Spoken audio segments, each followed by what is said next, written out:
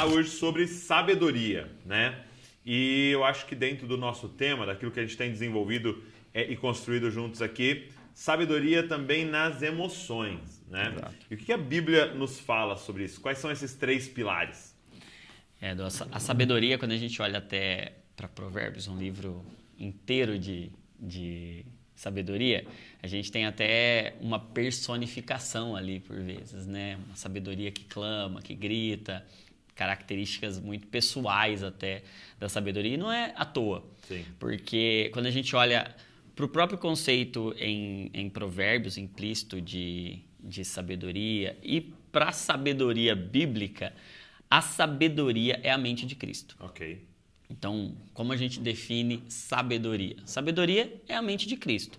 E da onde a gente pode extrair isso? Primeiro que essa mentalidade de Cristo expressa em todas as páginas, em toda a Escritura, aponta, sim, para essa sabedoria que a gente tem descoberto hoje, como é que é viver com inteligência emocional, como é que é aplicar a sabedoria à vida. A gente está olhando constantemente para aquilo que Cristo nos ensinou. E a própria palavra sabedoria, ela deriva ali de sapere, de sapiência, que tem 2 conceitos dentro dela. Ok. O saber e o sabor. Então, não é à toa que saber e sabor são palavras parecidas e é dessa ideia de saber e de sabor que vem o nosso entendimento do que é sabedoria. E olha que interessante, né? Saber tem a ver com pensar. Ok. Sabor tem a ver com sentir. Então, o que é sabedoria? É pensar como Cristo pensa e sentir o que Cristo sente. Então, essa é a visão mais completa do que é sabedoria. Ter os pensamentos de Cristo. Muito e os bom. sentimentos então, não de é Cristo. só saber, não é só saber, não é só sabor, não é só as Exato. emoções, mas também não é só razão. Exatamente. São essas 2 coisas entrelaçadas. Exatamente, exatamente. E aí a gente vai entender que não tem a ver só com conhecimento. Você precisa saber. Sim. Mas tem a ver com discernimento. Você precisa saborear. E onde a gente vê isso de forma muito clara? Quando Paulo escreve aos Romanos, lá no capítulo 12, ele diz que nós devemos agora ser transformados conforme a renovação do nosso entendimento. Do que ele está falando? Do que você precisa saber. Para quê? Para que você seja capaz de experimentar. Ok. E o que é experimentar? Sentir. É sabor, é sentir. bom. Então você precisa pensar como Cristo pensa para poder sentir como ele sente. Então é essa visão de uma transformação de mente para te dar uma mente como a de Cristo e que você vai saber para poder saborear, ela é enraizada em um conceito que Provérbios vai chamar de temor. O temor do Senhor é o princípio da sabedoria. Então, como a gente desenvolve essa sabedoria para as nossas emoções? Como a gente desenvolve essa sabedoria no nosso aspecto emocional? A gente vai precisar de temor para as nossas emoções. E esse entendimento do que é temor é um entendimento meio misterioso, obscuro, né, pra gente. E eu gosto de 2 definições de temor, né? O temor tem a ver com entrega, tem a ver com rendição. Tá. E não apenas com medo, mas envolve medo. Não apenas com reverência, mas envolve reverência.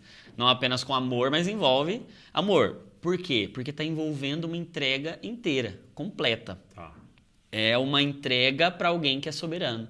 Então, por isso que a gente vai ver em Provérbios continuamente o sábio dizendo para você pedir conselho, porque você não sabe. Ok. Então, o sábio é aquele que sabe que não sabe. É aquele que se entrega. Muito É bom. aquele que se rende.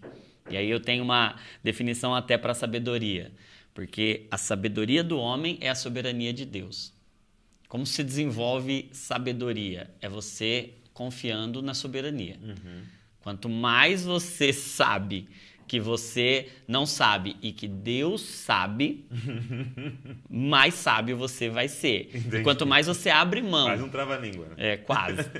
E quanto mais você abre mão de poder pensar os seus pensamentos para receber os pensamentos dele e de sentir os seus sentimentos para poder receber os sentimentos dele, maior a sua capacidade de desenvolver essa sabedoria. Tem uma definição para sabedoria, do que eu acho muito interessante, que é deriva de a palavra original ali para temor, ela tem dentro dela uma expressão ver. Ok. E qual é a ideia dessa visão aplicada ao conceito de temor? É ver Deus me vendo. Então, como saber se você teme a Deus ou não? O temor tem a ver com essa certeza de que Deus está me vendo, sabe? Ok. Então, da onde vem essa sabedoria? Essa sabedoria vem do temor. E o que está dentro desse conceito de temor? Temor é ver Deus me vendo. Então, por que o temor, ele nos leva à santidade? Ele vai nos levar a uma vida de entrega do nosso comportamento. Porque eu vejo Deus me vendo. Okay. Ele está ali, ele está presente. Eu não vou sair fazendo qualquer coisa sendo que Deus está me vendo. Quando pessoas estão me vendo, você... Exato. Você já molda o seu comportamento. Então, o nosso comportamento muda à medida que a gente sabe que tem alguém vendo. E o que é o temor? É ver Deus me vendo. Mas não apenas ver Deus me vendo. Eu agora me rendo a esse Deus que me vê. Eu me entrego completamente a esse Deus que me vê. E aí, quando eu me entrego, eu estou pronto para receber. Porque o temor não é a própria sabedoria, mas o temor é o princípio da sabedoria. A sabedoria é a mente de Cristo. Okay. Então, nós estamos falando do mesmo assunto, de desenvolver essa mentalidade de Cristo. E como é que a gente desenvolve essa mentalidade, né? Tem três fundamentos, tem 3 colunas para sabedoria, para essa inteligência emocional. Sabe o que hoje a gente chama de inteligência emocional, né? Daniel Goleman pulverizou esse termo. A Bíblia é repleta de inteligência emocional usando o termo sabedoria. Okay. É como se a sabedoria fosse uma árvore e ela tivesse vários ramos, e a inteligência emocional é um dos ramos dessa árvore chamada sabedoria, que vai produzir muitos frutos, nos ensinando a lidar com as nossas emoções, com as emoções do outro, com os nossos comportamentos e com os comportamentos do nosso próximo. Então, como que a gente descobre essa sabedoria, como é que a gente vivencia isso? O primeiro pilar é a razão. Como assim? Da onde vem essa razão? Até o próprio texto de Romanos 12 vai dizer que rogo-vos, pois, irmãos, pelas misericórdias de Deus, que vocês apresentem os vossos corpos como sacrifício vivo, santo e agradável, e esse é o vosso culto racional. Né? Eu tenho encontrado muitos cristãos que entenderam espiritualidade errado. Entenderam o que é espiritual como o que é antinatural. E o espiritual não é o antinatural. O espiritual é o sobrenatural. Ok. Qual que é a diferença? O antinatural, ele exclui o que é natural. Então, ele não pode ter aquilo que é natural. Ele é antinatural. E tem muito cristão que pensa assim, que espírito é bom, a matéria é ruim. Aquela visão dualista grega. E não é essa a visão que a Bíblia nos traz. Traz de uma revelação ou traz de uma redenção completa. Sim. Que vai partir do Espírito, mas que vai nos alcançar para uma entrega. Rogo-vos, pois, irmãos, que vocês ofereçam, entreguem, rendição. É daí que vem a sabedoria, quando você se entrega, quando você se rende, quando você vê Deus te vendo. E aí a gente, por ter essa visão, a gente despreza as coisas naturais. A gente despreza a razão, a gente despreza a lógica. E eu entendi uma coisa, a fé não é a morte da razão. Não. A fé é o descanso da razão. Uau. Porque a gente não deixa de pensar, a gente não deixa de raciocinar, de usar, de ir até o nosso limite. Então, por que a sabedoria ela tem esse pilar razão? Porque ela vai nos fazer pensar, aprender, estudar, desenvolver. Então, como eu posso ser sábio emocionalmente? Cara, eu tenho que usar a razão. Eu preciso entregar um culto racional. Precisa ter lógica, precisa fazer sentido. Sim. E nós vivemos hoje uma geração que vive em busca desse sentido, E cara. é muito doido porque por muito tempo se pregou, né? Mais ou menos assim, não, tem que crer. Exato. Tem que crer, não dá para você entender, é só Exato. sentir. E, de fato, aqueles que insistem nesse formato estão perdendo essa geração. Né? John Stott disse, né? Crer também é pensar. Sim. Né? Então, o crer envolve esse pensar, envolve ir até o nosso limite. Então, a fé não é irracional. A fé é suprarracional. Ok. Porque ela não para na nossa racionalidade. Ela supera. Ela supera. Então, a fé não vem aquém da razão. Ela vai além da razão. Ok. Por isso que para desenvolver sabedoria, a gente vai precisar desse componente razão. A gente vai precisar Muito bom. pensar, aprender, pedir conselhos, estudar, ir atrás de profissionais, ir atrás de médico, Ler livros. tomar remédio, se for o caso. Porque tem um componente que é razão, que é uma entrega racional, lógica. Segundo, relação. Porque ninguém vai desenvolver sabedoria sem pedir conselhos. Ninguém vai desenvolver sabedoria sem relacionamentos. Sem acessar o outro. Sem acessar o outro, sem ter fontes.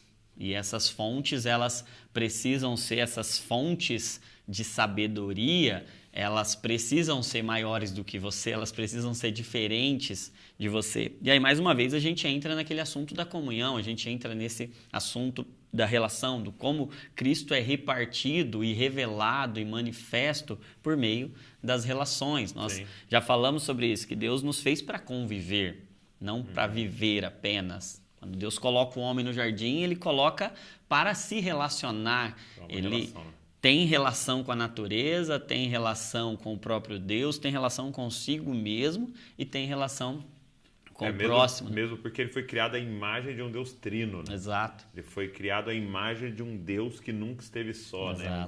Um Deus de relação, né? O Pai, o Filho, o Espírito, uma perfeita E a única coisa que ele relação. diz ali no cenário da criação que não é bom, né?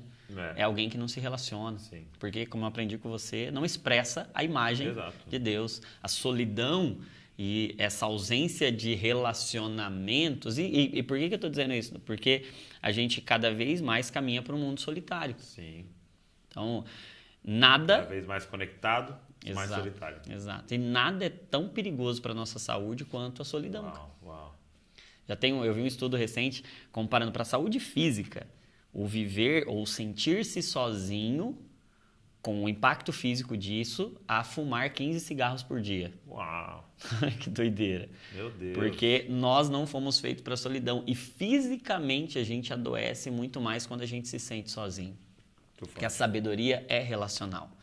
A inteligência é relacional. E pode ver, a gente vai sendo moldado a partir dos relacionamentos que a gente tem. Por isso é tão importante a gente investir nos relacionamentos certos e se abrir de fato, estar aberto para relacionamentos. Então, a gente precisa da razão, a gente precisa de relação, mas tem um terceiro ponto, que é talvez o mais importante de todos. É o que dá a fundamentação para tudo isso, é a revelação. Se a gente quiser de fato ser sábio, a sabedoria, a mente de Cristo não é um fruto exclusivo. Por mais que a gente tenha que pensar, que buscar, mas cara, não é por esforço. Não é pelo tanto que você pensa ou porque você tem uma mente muito brilhante. Você tem amigos brilhantes. Ou porque você tem amigos brilhantes. Então, a razão tem um limite. A relação tem seus limites. Mas tem algo que transcende tudo isso, que é a revelação. E isso é graça de Deus, isso é bondade. E isso envolve, sim, um desejo nosso. Isso envolve, sim, uma abertura, um rasgar de coração. Mas isso envolve, talvez, hoje, aqui, dentro desse vídeo, a gente orar pedindo ao Senhor, abre os meus olhos, me dá o espírito de sabedoria e revelação. Então, não dá para experimentar sabedoria de fato sem esse abrir de olhos, sem esse descortinar, sem esse rasgar o véu. Se rasgar o véu da nossa mente para que a gente agora consiga enxergar com olhos espirituais e discernir espiritualmente as coisas espirituais e naturalmente as coisas naturais. Mas o homem espiritual, ele discerne bem todas as coisas. Então, nós precisamos caminhar nessa direção. O problema é que a gente não pode abraçar uma das três coisas, né? A revelação de Deus, ela vai nos colocar em relacionamentos e nenhuma revelação espiritual tem por objetivo nos empobrecer intelectualmente. Pelo contrário, ela vai nos expandir. O que é a metanoia? Metanoia é uma palavra grega que a gente traduziu como mudança, mas não é uma mera mudança, haja vista a metamorfose. Metamorfose não é só mudar de uma lagarta pequena para uma lagarta grande. Cara, metamorfose é uma expansão completa. Sim.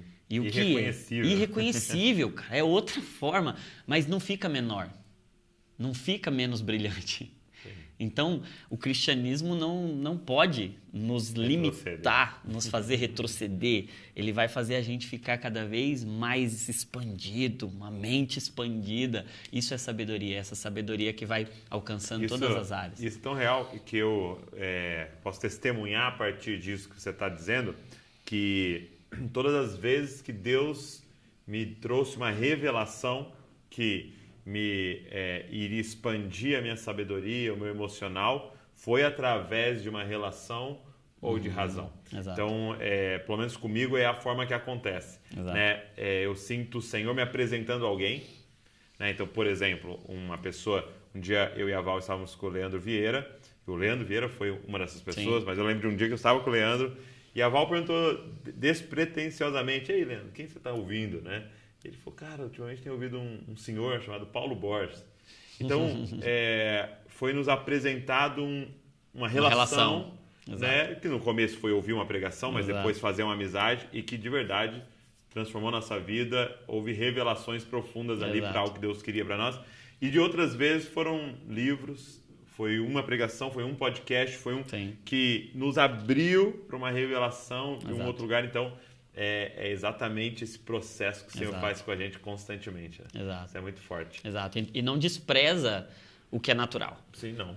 Então, o sobrenatural não quer... Na verdade, você está o tempo inteiro olhando para o natural. O natural para encontrar o sobrenatural. É isso. Muito bom.